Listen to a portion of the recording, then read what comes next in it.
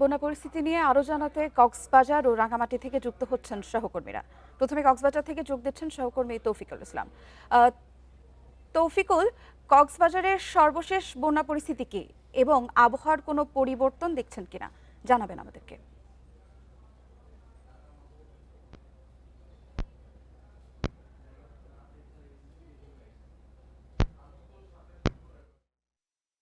দেখেছি ভারী বর্ষণ এবং বৃষ্টিপাত না হওয়ার কারণে বিভিন্ন নিম্নাঞ্চল থেকে পানি নেমে যেতে শুরু করেছে এবং কক্সবাজারের যে সদর উপজেলা এবং রামু উপজেলায় বেশ কিছু গ্রামের পানি অনেকটা নেমে গেছে।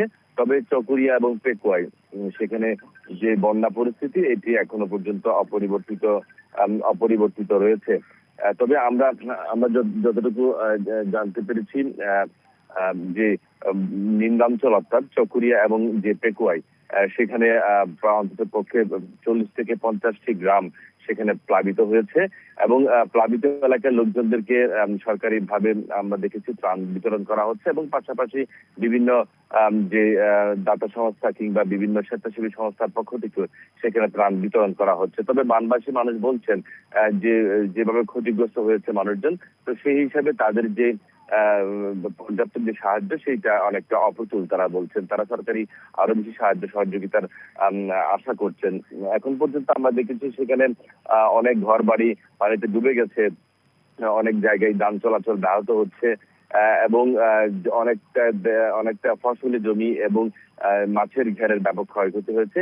তবে এখনো পর্যন্ত যে জায়গায় পানি নেমে যায়নি, পানি নেমে যাওয়ার পরে কি পরিমাণ ক্ষয়ক্ষতি হয়েছে সেটি অনেকটা নিরূপণ করা সম্ভব হবে বলে আমাদেরকে জানিয়েছেন এখানকার যে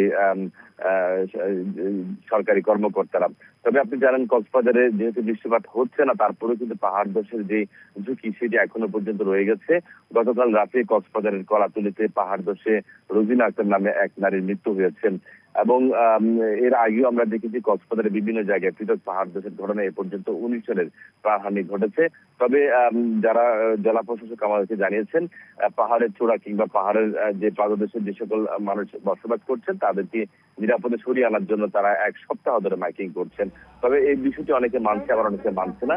বিভিন্ন জায়গায় আমরা দেখেছি যে প্রাণহানির যে বিষয়টি সেটি যাতে আর না হয় সেজন্য মানুষদেরকে সচেতন হওয়ার তাগিদ দিয়েছেন। কক্সবাজার থেকে সর্বশেষ পরিস্থিতি জানাচ্ছিলেন আমাদের সহকর্মী। এবারে এবারে রাঙামাটি থেকে যুক্ত হচ্ছেন আমাদের সহকর্মী হিমেল।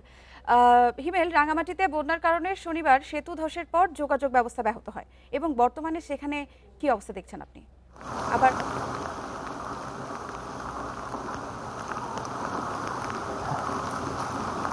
আচ্ছা, রাঙামাটিতে দুইটা বিষয়, একটা হচ্ছে পাহাড় ধসের যেটা পাহাড় ধসের সংখ্যা সেটা একটা, আর হচ্ছে বন্যার যে বাস্তবতা সেটা। আমি যদি বলি যে অন্যান্য এলাকার যে বন্যার পরিস্থিতি, পাহাড়ের বন্যার পরিস্থিতি একটু ভিন্ন। এইখানে যদি আমি বলি রাঙামাটির মধ্যে বাগাইছড়ি, জুরাছড়ি, বিলাইছড়ি, বরকল এই সমস্ত এলাকা কিন্তু বন্যা দেখা দিয়েছে। বিশেষ করে সবচেয়ে আমি যেটা জেনেছি যে খবর নিয়ে সবচেয়ে বর্তমানে এফেক্টেড যে এলাকাটি সেটা হচ্ছে বিলাইছড়ির ফারুয়া উপজেলা। এখানে প্রায় 20টির অধিক গ্রাম পানিতে তলিয়ে গেছে, যার কারণে সেখানকার মানুষের দুর্বিষহ জীবন তারা অতিবাহিত করছে। তো প্রশাসনের পক্ষ থেকে চেষ্টা করা হচ্ছে দুর্গত এলাকায় যাওয়ার জন্য, যেহেতু রেইনকং নদীতে তীব্র স্রোতের কারণে আসলে ত্রাণ সেদিকে নৌপথেও নেওয়া যাচ্ছে না, সেটা বাধাগ্রস্ত হচ্ছে। তবে প্রশাসনের পক্ষ থেকে বলা হচ্ছে যে তাদের চেষ্টা করছেন যে সেখানে যাওয়ার জন্য। এবং গতকালকে একটা জেলা স্বাস্থ্য বিভাগের টিম তারা সিভিল সার্জনের নেতৃত্বে গিয়েছিল, বা তীব্র স্রোতের কারণে তারা সেখানে পৌঁছাতে পারে নাই। অর্থাৎ এটা হচ্ছে বিলাইছড়ি বাস্তবতা। পাশাপাশি আমরা এই চিত্র দেখতে পাচ্ছি যে বরকল, বাগাইছড়ি সেটার চিত্র। তবে রাঙামাটি শহরের যে চিত্র আমি যদি বলি, রাঙামাটি শহরের যে পাহাড় ধসের যে ঝুঁকি সেটা বর্তমানে আমি যেখানে দাঁড়িয়ে আছি এটি হচ্ছে এই বেদবিধি এলাকার যে আশ্রম এলাকা। এখানে 205 পরিবার আসলে এখানে ক্ষতিগ্রস্ত মানুষ যে তারা এখানে আশ্রয় নিয়েছেন।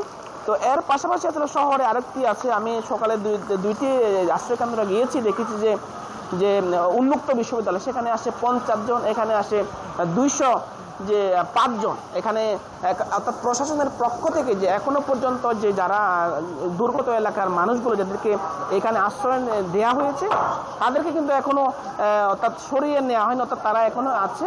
তাদেরকে যে খাদ্য এবং অন্যান্য যে চিকিৎসা অন্যান্য যে বিষয়গুলো তারা এখানে দিচ্ছেন। অর্থাৎ প্রশাসনের পক্ষ থেকে এখানে যে বিভিন্ন রাজনীতি অর্থাৎ বিএনপি বা অন্য সামাজিক সংগঠন তারা চেষ্টা করছেন যে আসলে দুর্গত এলাকার মানুষের পাশে দাঁড়ানোর জন্য। তো একটা বিষয় যে প্রশাসনের পক্ষ থেকে আমি যেটা জেনেছিলাম সর্বশেষ তাদের কাছে 500 মেট্রিক টনের কাছাকাছি তাদের খাদ্যশস্য অর্থাৎ বরাদ্দ রয়েছে, পাশাপাশি তাদের নগদত্বও আছে। তো যদি আমি বলি যে আসলে তাদের যে অর্থাৎ দুর্গত এলাকাদের মানুষদের যেন কোনো সমস্যা না হয় সেজন্য প্রশাসনের পক্ষ থেকে তারা চেষ্টা চালিয়ে যাচ্ছেন। তো বৃষ্টিপাত থেমে থেমে বৃষ্টি হচ্ছে, সকাল থেকে আমি দেখেছি যে এখনও ভারী বৃষ্টি হচ্ছে রাঙামাটিতে। তো যার কারণে আসলে পাহাড় ধসের ঝুঁকিটা কিন্তু আসলে রয়ে যায়। তো এই অবস্থা যদি থাকলে হয়তো আজকে 2-1 দিনের মধ্যে যে আসলে এদেরকে সরিয়ে নেওয়া সেটা হয়তো নাও হতে পারে, অর্থাৎ আরও কয়েকদিন থাকতে পারে। তবে বন্যার পরিস্থিতি কিছুটা যদি বলি বৃষ্টি হলে পরে কিন্তু বন্যার পরিস্থিতি আবার অবনতি হয়।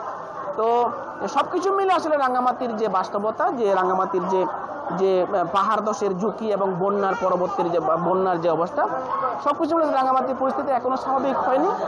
দুর্যোগ মোকাবেলার প্রস্তুতি চলছে প্রশাসনের পক্ষ থেকে, এখানকার লোকাল বিএনপির পক্ষ থেকে, এবং ওভারঅল মিলে যারা সামাজিক সংগঠন আছে তারাও চেষ্টা করেন যে এই দুর্যোগ যে পরিস্থিতিটা কিভাবে মোকাবেলা করা যায়।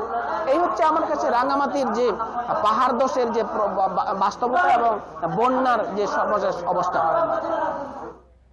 রাঙামাটি থেকে সর্বশেষ বন্যা পরিস্থিতি নিয়ে জানাচ্ছিলেন আমাদের সহকর্মী।